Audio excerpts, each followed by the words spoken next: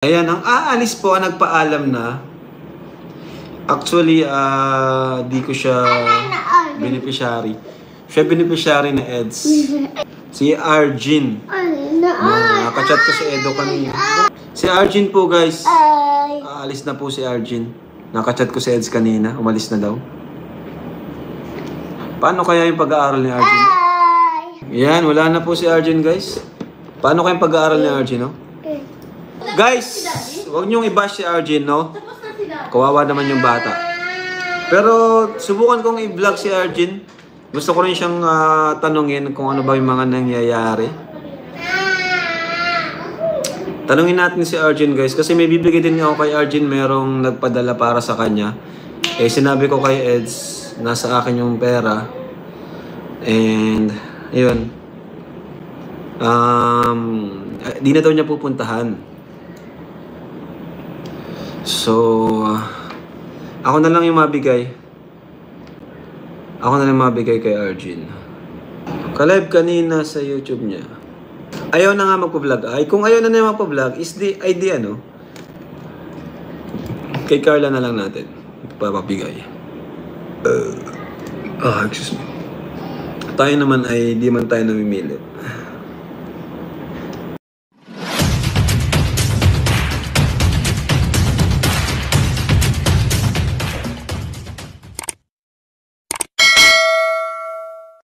Okay mga kalingap, welcome back po sa munting channel na ito, Maestro 21 TV po. At tayo nga po ay nagbabalik upang tayo po ay magbigay na muli ng ating pong komento, opinion, kuro-kuro at reaction po tungkol po doon sa pag-alis ng isa po sa mga kalingap beneficiary. Okay, so ito ba ay napapanahon? Ito ba ay nakakabuti itong kay Arjin na ito po? So tinutukoy po dito mga kalingap po ay yung beneficiary po ni Kalingap Edu na si Arjin, at ito po ay nagpaalam na po formally kay Kalingap Edu. Pero bago po natin yan pag-usapan, yung muna po ay magbibigay pugay sa ama at founder po ng Kalingap, Kuya Bal Santos Matubang, at tangkilikin po natin Ate Edna Vlog, Kalingap Rob, Kalingap Dan, at siyempre pinapakiusapan po kayo ng inyong pong lingkod na kung bagong dating lang po kayo, bagong silip lang po kayo sa munting channel ito, sana po ay inyo rin pong suportahan sa pamamagitan po ng pagbibigay nyo po ng like, share, and subscribe, at tuloy pindutin na rin po ang notification bell, at nang sa ganun tayo pa rin po ay magkita-kita magsama-sama sa susunod pa pong mga reaction videos na ating gagawin. Likewise, may galot shoutout po sa ating mga kasamahan po dyan sa Karepa, Kalingap Reactor Partners, sa pamumuno po yan ng aming presidente Javier De Leon aka Birador, at tangkilikin din po natin mga kalingap ang ating mga masisipag na Kalingap partners, lalo-lalo na itong mga Kalingap charity vloggers na nariyan po sa iba't ibang Kalingap landing pad na mayroon tayo sa ating bansa. At ganun din po sa inyong Kalingap subscribers, solid supporters, and generous sponsor, at ganun din sa ating mga kapatid po dyan sa Team Siomai ng Kalahi Community at ng buong Kalahi Community. Okay? So ang nakita po ninyong video clip diyan po sa unahan po ng video ito mga kalingap ay mula po muli doon sa naging live po ni Kalingap Rob kagabi po, at sinasabi po nga rito ay formal na pong nagpaalam po si Arjin sa kanya pong scouter, sa kanya pong mentor, sa kanya pong discoverer na si Kalingap Edu. Alam po naman natin mga kalingap, sa mga nakasubaybay po sa buhay po, yes, tama, sa kwento ng buhay po ni Arjin ay maaring tayo po ay nanghihinayang. Okay, so dahil dun sa unang-una pa lang po ng mga vlog tungkol po kay Arjin ay talaga naman po itong batang ito ay nangangailangan po ng tulong. Kaya nga po ay tinulungan po ito ni Kalingap Rob, pero along the way ng kanya pong kwento ay naging masalimuot po mga kalingap ha? Naging masalimuot po ang journey ni Arjin po dito sa Kalingap. Okay, maraming mga negatibo tayong nababasa tungkol po sa kanya itong late na mga vlog po ni Kalingap Edu, di po ba? So naging iba ang imahe na ating pong nakita po kay Arjin. Mayroon po dyan mga nagkukomento na very demanding itong si Arjin, mayroon po tayo na nakikita na maaaring itong si Arjen ay may lihim na pagtingin po kay Kalingap Edu. Naku po, yun po yung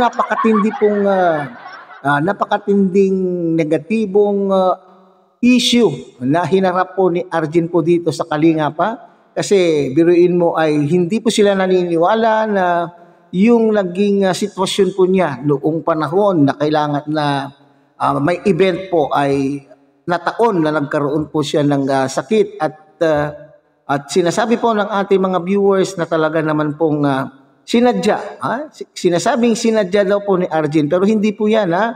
So ang pang ating pong topic ay yung nakalagay po dyan sa ating thumbnail na itong si Arjen ay atat na mag-solo. Ibig kong sabihin po dyan, atat na pong maging vlogger. Alam po naman natin, naging issue po yan kay Arjen mga kalingap na noong una ay panay ang kanyang live at may rule po ang ating, may rules po ang kalingap na kapag beneficiary ka ay hindi ka dapat po vlogger unless ikaw po ay pinapayagan po ni Kalingap Rob o kaya naman po ay itong si Kuya Bal na bilang founder po. Pero sa kaso po niya ay mayroon po siyang ginawang channel na walang pahintulot po ng mga namumuno sa ating Kalingap. Okay? So ngayon dito mo po mga Kalingap, makakatulong kaya? Ang tanong po dito, yung paghihiwalay niya. Kasi alam po naman natin, ang parati po niyang dinadaing kay Kalingap Edu ay yung kulang, hindi sapat po yung inaabot po ni Kalingap Edu sa kanya pong mga gastusin po sa pag-aaral. Okay, so yan po yan. Sa isip po ni Arjen mga Kalingap, na siguro sa aking palagay, ito yung opinion ko lang mga Kalingap, sa isip po niya siguro na kapag siya po ay nag-vlog na ng kanya pong sarili po niyang content, dito po ay linawin po natin, sa paghihiwalay po ni Arjen mga Kalingap, so ang magiging content niya na po ay magiging personal. So, hindi po siya maaaring mag-content po tungkol po kina Rose Ann, kina Carla, bagamat sila po ay mga pinsan po niya, pero sila po ay mga sakop po ng Kalingap sa makatwid, ay hindi po pwedeng mag-content po itong si Arjen ng Kalingap, hindi po ba? Kasi humiwalay na. Ngayon, ibalik natin doon sa katanungan, ito kaya ay makakatulong sa kanya, di po ba? Makakatulong po kaya sa kanya pong pag-aaral. Kasi sinasabi niya, dinadaing niya, hindi sapat. Kasi iniisip po itong Arjen na ito, mga Kalingap, para sa aking opinion, iniisip niya siguro na kapag siya po ay humiwalay na at magkaroon na po ng sariling content, sariling channel, ay maaaring kikita. Oo, kikita. Hindi po yan na maaaring hindi kikita. Alam po naman natin, siyempre, nakabuo na rin po ng subscriber. May sarili na rin po siyang mga fans po siguro. At dagdag pa po dyan yung mga sumisilip na mga kagaya ng mga marites po natin, mga kaibigan na tumitingin-tingin kung ano po ang latest na issue tungkol po sa kanya. Bagamat baaser po yung iba, pero may consider pa rin po natin na views po yun at talagang kikita. Pero hindi yung gaanong kalaki na kagaya po ng siya po ay ibinablog po ni Kalingap Edu. Kasi iniisip niya siguro na parang yung inaabot ni Kalingap Edu ay hindi akma doon sa kita ni Kalingap Edu, doon sa mga views na inaakyat po niya sa channel po ni Kalingap Edu. Ewan ko lang kung ito ay tama, pero ito ang nasa isipan ko mga Kalingap. At isa pa pong naiisip ko mga Kalingap, kaya ko sinabi dyan na atat. Parang akala niya napakalaki po ang kikitain niya. Sa una lang po siguro ay malaki ang kikitain po ni Arjen dahil siyempre mayroon na po siyang sariling taga-suporta. At the same time, yung pong mga galit sa kanya ay maaaring sisilip pa rin po kung siya po ay magla-live at kung mayroon po siyang upload. Okay. Ito ang nakikita ko pang isang dahilan po mga Kalingap na gustong-gusto po ni Arjen na humiwalay. Maaring itong si Arjen ay maaari ang ginamit kong pananalita, hindi ko sinasabing ito ay maaring totoo. ito ay medyo may inggit. May inggit po sa kanya pong mga pinsan kung saan po ay talaga naman pong napakalalaki ng kanila pong mga tatanggap na blessing. Siguro iniisip niya, lalo na po itong si Carla, ang laki-laki po nung kanya pong kinita nung unang kita po niya dito po sa YT. So nagbabakasakali po siguro itong si Arjen na ito na baka ganun din po. At maraming maaawa sa kanyang magpapalipad. Di ba? Yun po yung siguro yun nasa isipan niya. Kaya atat na atat po. Biriin mo kaya nga sinabi kong atat na atat ay nung pagkapaalam pa lang po niya kay Kalingap Edu ay nag-live na po kaagad. Hindi po ba? So ito yung nagpapakita na talagang atat na atat. Pero so ngayon po ay nakatago na po yung kanya pong live. Hindi na natin po nakikita. Ewan natin kung ano po ang layunin po niya dun sa pagla-live po na yan. Okay? So yun po. At siguro gusto din po niya, gusto po niya siguro din sa poder po ni Kalingap Rab siya mapunta. At hindi po kay Kalingap Edu kasi nga sabi ko nga ay naiinggit sa mga natatanggap na mga biyaya po ng kanya pong mga pinsan. Sana lang po ay yung mga naniniwala po kay Arjen ay suportahan kasi sa pananalita po ni Kalingap Rab, mga Kalingap ay concern pa rin po maski pa paano itong si Kalingap Rab kay Arjen. Kasi ang tinatanong po ni Kalingap Rab dito, paano na po ang pag-aaral po ni Arjen kung siya po ay iniwan na po niya si Kalingap Edu na siyang tumutulong po sa kanya. Parang gusto pa nga pong i-vlog pero may nagkomento po doon na sinasabing ayaw na talaga pong magpa-vlog ni Arjen. Okay? So, aywan lang natin kung maging successful po.